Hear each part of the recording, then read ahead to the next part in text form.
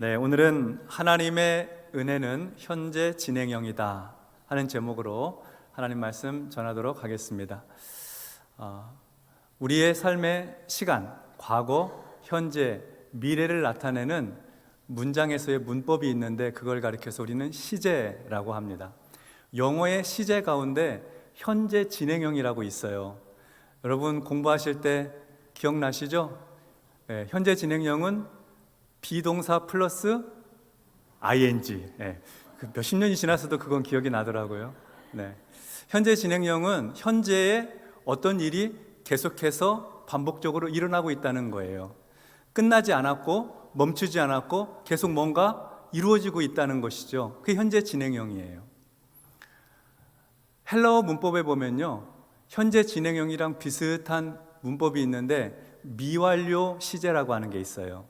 미완료는 과거로부터 어떤 일이 시작이 되었는데 아직 끝나지 않고 계속 이루어지고 있고 진행되고 있는 거, 그걸 미완료라고 하거든요.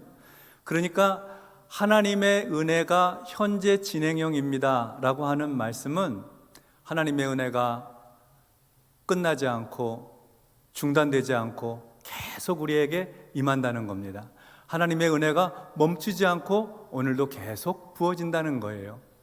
하나님의 은혜는 과거로부터 시작해서 오늘에 이르기까지 어제나 오늘이나 변함없이 계속해서 우리 가운데 부어지고 있는 것입니다. 그래서 하나님의 은혜는 현재 진행형입니다.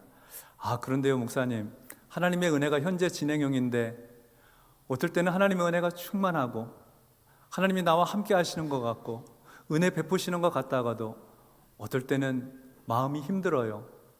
마음이 너무 메마른 것 같고 나 꼭 도와주셨으면 좋겠는데 그럴 때는 하나님께서 제 기도 안 들으시는 것 같고 제가 고난 중에 있을 때는 하나님이 침묵하시는 것 같아요.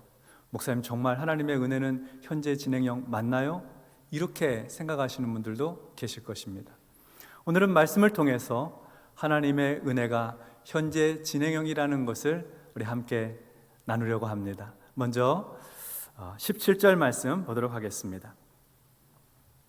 바로가 백성을 보낸 후에 블레셋 사람의 땅의 길은 가까울지라도 하나님이 그들을 그 길로 인도하지 아니하셨으니 이는 하나님이 말씀하시기를 이 백성이 전쟁을 하게 되면 마음을 돌이켜 애굽으로 돌아갈까 하셨음이라. 아멘.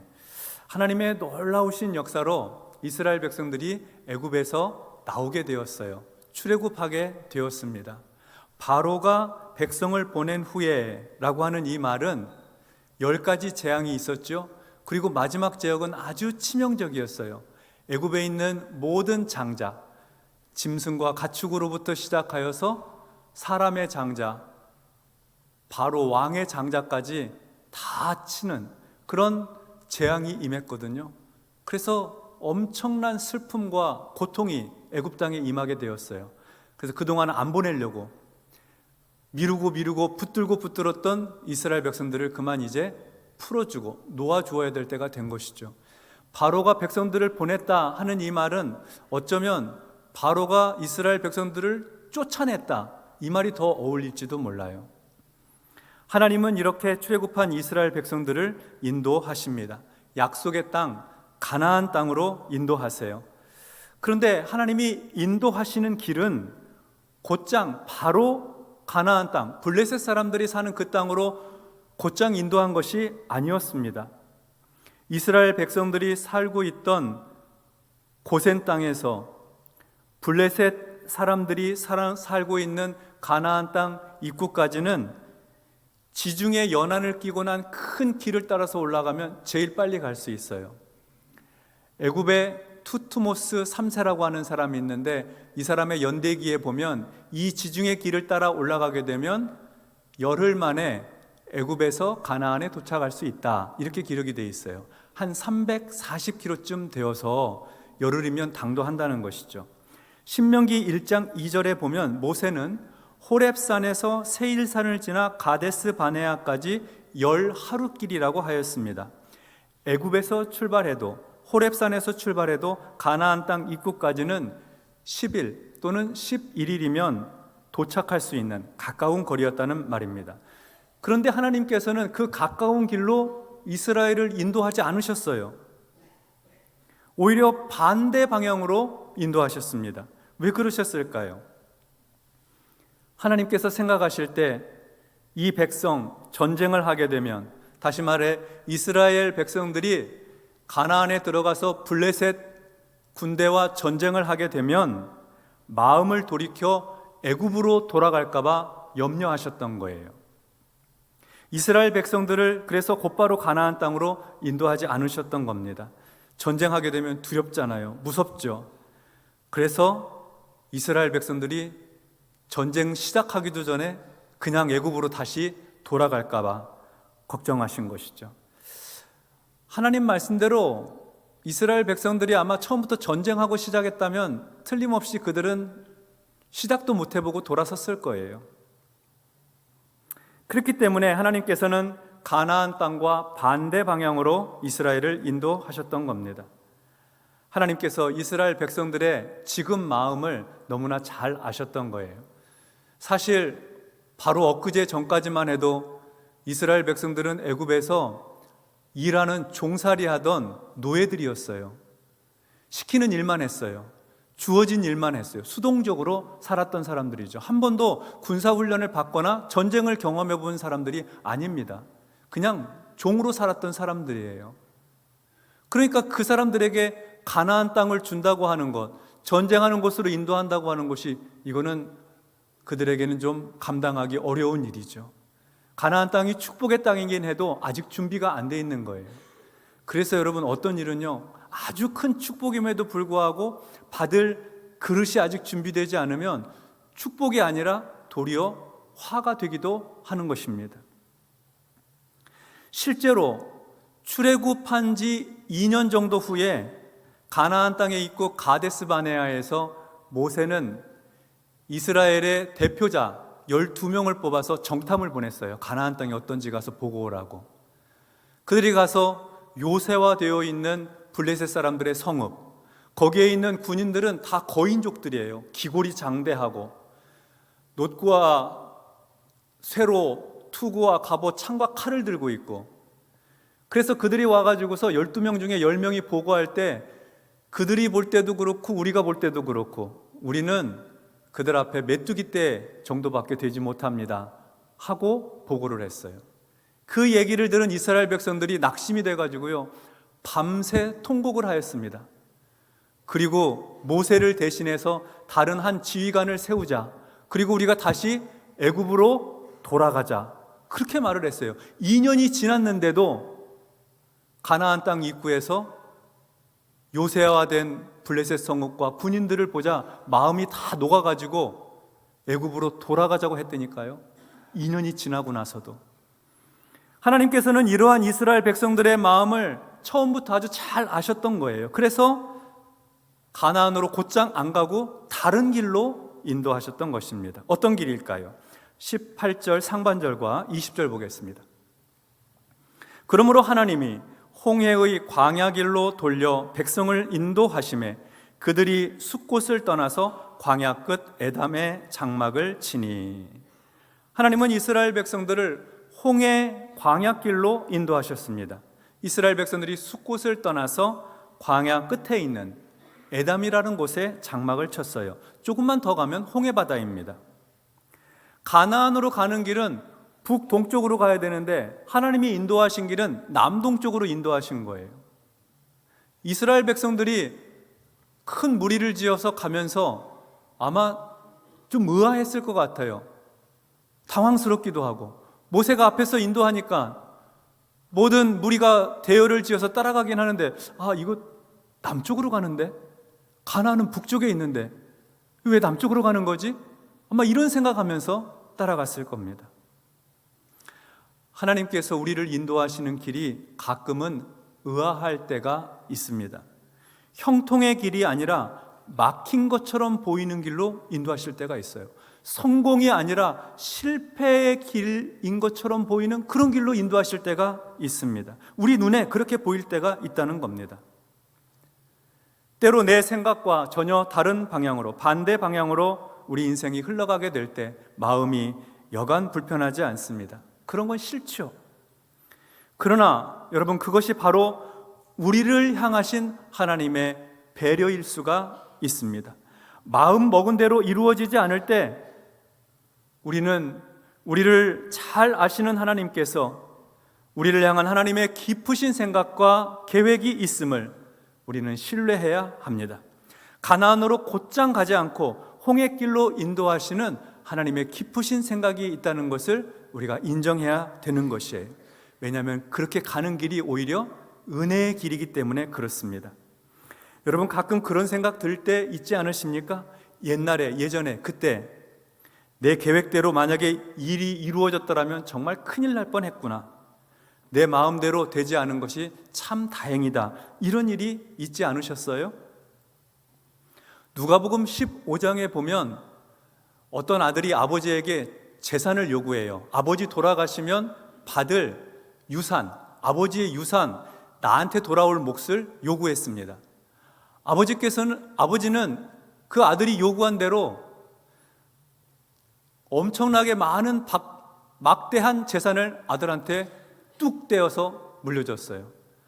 그 아들은 생각했을 거예요. 내 생각대로, 내 마음 먹은 대로 일이 착착 진행되는구나. 그래서 아버지의 재산을 다 가지고 먼 나라로 떠났습니다. 행복할 줄 알았죠. 그런데 그 아들이 마음 먹은 대로 그의 인생이 정말 행복하고 좋았나요? 아니죠. 그곳에 가서 아버지의 재산을 가지고 흥청망청 허랑방탕한 삶을 살았습니다. 또 때에 맞춰서 그 나라에 큰 흉년이 내려서 그 사람 결국 노숙자가 되고 말았어요. 가난한 거렁뱅이 거지가 되고 말았습니다. 아들의 계획대로, 그가 마음 먹은 대로 일이 진행되는 것 같았지만 그 일이 오히려 독이 되어서 그의 인생에 큰 상처와 실패를 안겨주었던 것이죠. 감당하지 못할 복이 오히려 화가 되는 경우가 많습니다. 일이 너무 잘 되어서 바빠지게 되는 것, 오히려 문제가 될 수도 있는 거예요.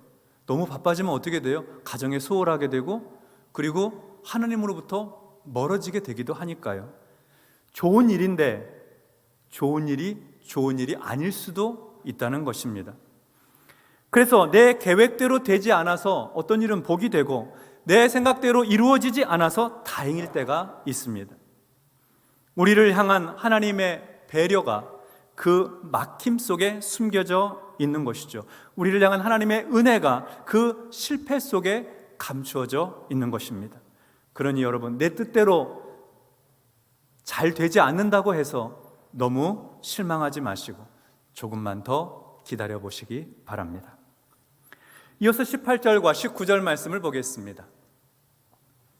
그러므로 하나님이 홍해의 광야길로 돌려 백성을 인도하시매 이스라엘 자손이 애굽 땅에서 대열을 지어 나올 때에 모세가 요셉의 유고를 가졌으니 이는 요셉이 이스라엘 자손으로 단단히 맹세하여 이르기를 하나님이 반드시 너희를 찾아오시리니 너희는 내 유고를 여기서 가지고 나가라 하였음이더라. 아멘. 이스라엘 백성들이 출애굽하는 장면을 이렇게 상상해 보면 아주 독특한 모습이 하나 있습니다. 애굽에서부터 큰 무리가 대열을 지어서 나옵니다. 맨 앞에는 모세가 있습니다. 근데 모세의 손에 이상한 것이 들려져 있어요. 유골함입니다. 사람의 뼈를 담은 유골함이에요. 이 유골함에는 모세의 유골이 담겨져 있습니다. 요셉은 400년 전 사람입니다. 왜 모세는 요셉의 유골을 챙겨서 애굽을 나왔을까요? 요셉의 각별한 유언 때문입니다. 창세기 50장에 보면 요셉의 유언이 기록되어 있는데요, 24절과 25절에 요셉이 그의 형제들에게 이르되 나는 죽을 것이나 하나님이 당신들을 돌보시고 당신들을 이 땅에서 인도하여 내사 아브라함과 이삭과 야곱에게 맹세하신 땅에 이르게 하시리라 하고, 요셉이 또 이스라엘 자손에게 맹세시켜 이르기를 하나님이 반드시 당신들을 돌보시리니 당신들은 여기서 내 해골을 메고 올라가겠다 하라 하였더라. 아멘. 400년 전에 요셉은 애굽의 총리로서 당시 가나안 땅에 살고 있던 아버지 야곱과 그리고 그 자녀들, 요셉의 형제들, 그들을 애굽으로 초청을 하였습니다. 가나안에 심각한 흉년이 들었었거든요. 그래서 애굽의 북쪽에 있는 고센 땅을 주어서 그곳에서 정착해 살기로 했습니다. 이스라엘 민족, 거대한 이 나라가 되기까지 이스라엘의 씨앗이 그곳에 내려와서 정착하면서 번성하게 되었던 것이죠. 그때 요셉은 아브라함과 이삭과 야곱에게 주신 하나님의 언약을 기억하고 있었습니다. 너희 눈으로 보이는 이 땅을 너와 내 후손에게 주리라. 그게 가나안 땅 주시겠다는 약속이거든요. 아브라함에게도 그 약속을 하시고 이삭에게도, 그의 아들 또 야곱에게도 그런 언약을 해 주셨습니다. 요셉은 그 하나님의 약속이 반드시 이루어지리라고 100% 믿었습니다. 의심하지 않고 믿었어요. 그래서 유언을 남겼던 거예요. 여러분이 여기서 번성하게 될 텐데 하나님께서 찾아오셔서 이곳에서 여러분을 이끌어내시고 가나안 땅으로 인도하실 때 꼭 기억해 주세요. 내 유고를 반드시 가지고 나가서 가나안 땅으로 가지고 가 주십시오. 그런 유언을 남겼던 것입니다. 믿음으로 남긴 유언입니다. 그리고 400년이 흘렀습니다. 그래서 모세는 요셉의 유언대로 그의 유고를 가지고 출애굽하였던 것입니다.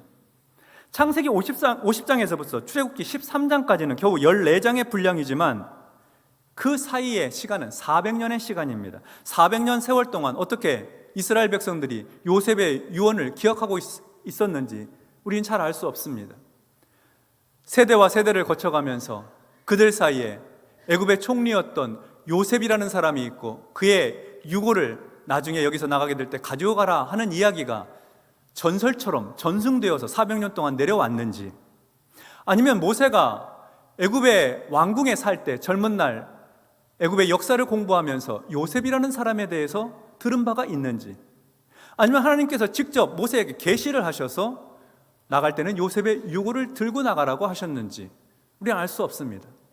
그러나 한 가지 확실한 사실은 하나님의 언약의 말씀을 믿고 단단히 맹세시켜 유언을 남긴 한 사람의 유언이 긴 시간을 지나고 난 후에 하나님의 약속이 이루어질 때 그의 유언도 성취가 되더라는 것입니다. 이것은 지금 이스라엘 백성들에게 시사하는 바가 큽니다. 하나님의 은혜로 출애굽을 하는 그들에게 하나님께서 말씀하시는 거예요. 나의 은혜는 400년 전에도 지금도 그리고 그 사이에도 계속되어 왔다. 나의 은혜는 중단되지 않았고 멈추지 않았고 계속해서 지금도 임하고 있다. 비록 너희가 생각하는 것처럼 북쪽으로 곧장 올라가지 않는다 하더라도 나의 은혜는 너희와 계속해서 함께 할 것이다. 이런 메시지가 담겨져 있는 것이죠. 이러한 하나님의 마음은 이어지는 21절과 22절에서도 볼 수 있습니다. 우리 말씀 같이 합독하겠습니다. 여호와께서 그들 앞에서 가시며 낮에는 구름 기둥으로 그들의 길을 인도하시고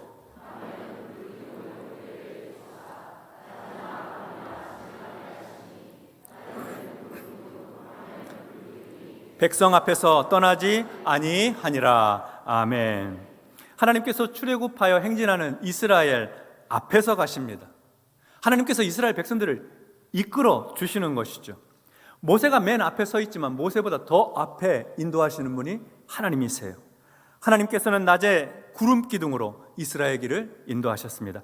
밤에는 불 기둥으로 그들의 길을 비추셨어요. 그래서 이스라엘은 출애굽한 직후에 낮에도 밤에도 계속해서 행진해 나갈 수 있었던 것입니다. 그리고 성경은 이 구름 기둥과 불 기둥은 이스라엘을 떠나지 않았다, 그렇게 기록하고 있어요. 이스라엘이 출애굽한 이후로 하나님께서 약속의 땅 가나안에 이르게 하실 때까지 그 모든 여정 가운데 구름 기둥과 불 기둥으로 하나님께서 인도하신다 하는 말씀입니다. 구름 기둥과 불 기둥은요, 하나님의 임재의 상징입니다. 함께 하시는 거예요. 이스라엘과 함께 하셔서 그들의 길을 낮에도 인도하시고 밤에도 인도하시는 겁니다. 그들이 알 때도 인도하시고 인식하지 못할 때조차도 인도하신다는 겁니다. 낮에는 뜨거운 태양으로부터 그들을 지키실 것이고 밤에는 추위로부터 그들을 보호하실 것입니다. 하나님의 이러한 은혜는 멈추거나 중단되지 않습니다. 계속 이어지는 거예요. 그래서 이스라엘을 향한 하나님의 은혜는 현재 진행형입니다. 우리가 잘 아는 바와 같이 이스라엘은 앞으로 홍해바다 앞에서 어려움을 겪게 될 것입니다. 광야 생활을 하는 동안에는 음식 때문에 또 마실 물 때문에 고통을 겪게 될 것입니다. 또 원망스럽고 불평할 상황들과 마주하게 될 거예요. 그러나 그 모든 상황과 현실 속에서, 그 모든 시간 속에서 하나님의 은혜는 여전히 그들 가운데 현재 진행형으로 임하게 될 것입니다. 하나님은 이스라엘을 떠나지 않으십니다. 하나님의 공급하심과 하나님의 사죄의 은총과 하나님의 돌보심이 멈추지 않고 중단 없이 이스라엘 향해 계속해서 부어질 것입니다. 성도 여러분, 우리를 향하신 하나님의 은혜는 오늘도 현재 진행형인 줄로 믿습니다. 하나님의 은혜로 우리의 계획한 바가 잘 진행되어서 소기의 성과를 달성하게 되면 여러분 감사하십시오. 그러나 혹시 내가 세운 계획대로 되지 않는다 하더라도, 내 뜻대로 이루어지지 않는다 하더라도 우리는 감사해야 합니다. 왜냐하면 하나님의 은혜가 오늘도 우리와 함께 하시기 때문입니다. 나를 향한 하나님의 생각은 내가 생각하는 것보다 더 좋은 생각을 하고 계십니다. 나를 향하신 하나님의 계획은 내가 세워놓은 계획보다도 더 좋은 계획을 갖고 계세요. 그 믿음을 가지고 오늘 감사하는 것입니다. 내 뜻대로, 내 생각대로 다 이루어지지 않아도 하나님께 감사하는 것이죠. 이사야 55장 말씀을 보면 8절과 9절에 이렇게 기록하고 있습니다. 우리 같이 합독하겠습니다. 이는 내 생각이 너희의 생각과 다르며 내 길은 너희의 길과 다름이니라. 여호와의 말씀이니라. 이는 하늘이 땅보다 높음같이 내 길은 너희의 길보다 높으며 내 생각은 너희의 생각보다 높음이니라. 아멘. 고난을 겪지 않고 건강하고 활기차게 사는 것이 훨씬 더 좋겠다는 것이 우리 모두의 생각이죠. 그런데 하나님의 생각은 우리의 생각과 다릅니다. 지금 당장에 성공하고 형통하면 좋겠는데 하나님의 길은 우리의 길과 다릅니다. 하늘이 땅보다 높은 것처럼 높으신 하나님의 생각이 있습니다. 그 생각을 우리가 다 헤아릴 수 없어도 나를 향하신 하나님의 높으신 생각이 있음을 신뢰하며 하나님을 의지하고 사는 거예요. 여러분, 그것이 믿음입니다. 예레미야서에 보면 우리를 향하신 하나님의 생각이 아주 명백하고도 분명하게 기록되어 있습니다. 예레미야 29장 11절의 말씀인데요, 우리 이 말씀 같이 합독해 보겠습니다. 여호와의 말씀이니라. 너희를 향한 나의 생각을 내가 아나니 평안이요 재앙이 아니니라. 너희에게 미래와 희망을 주는 것이니라. 아멘. 땅보다 높으신 하나님의 생각은 하나님만 아십니다. 우리를 향하신 하나님의 생각은 재앙이 아닙니다. 평안입니다. 우리에게 미래와 희망을 주시려는 것입니다. 그러므로 어떠한 고난 중에도 우리를 향하신 하나님의 은혜는 멈추지 않습니다.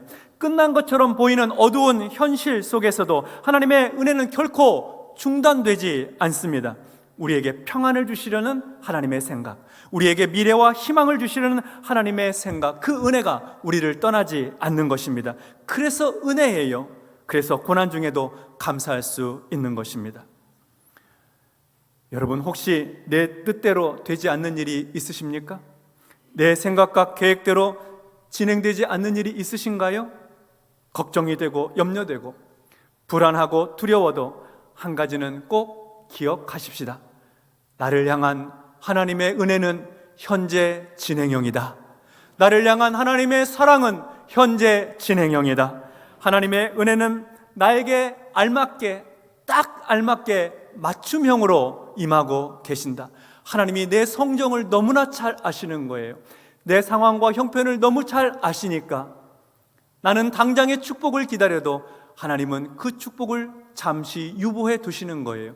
나는 당장에 성공하고 싶고 형통하고 싶으나 하나님은 그 길을 돌아갈 수 있도록 인도하시는 겁니다. 나를 잘 아시는 하나님께서 높으신 생각과 계획을 가지고 나를 이끌고 계시는 것이죠. 그러니 하나님을 신뢰하는 믿음을 가지고 하나님의 은혜가 어제나 오늘이나 변함없이 나와 함께 하신다는 믿음을 가지고 담대하게 전진해 나가시기 바랍니다.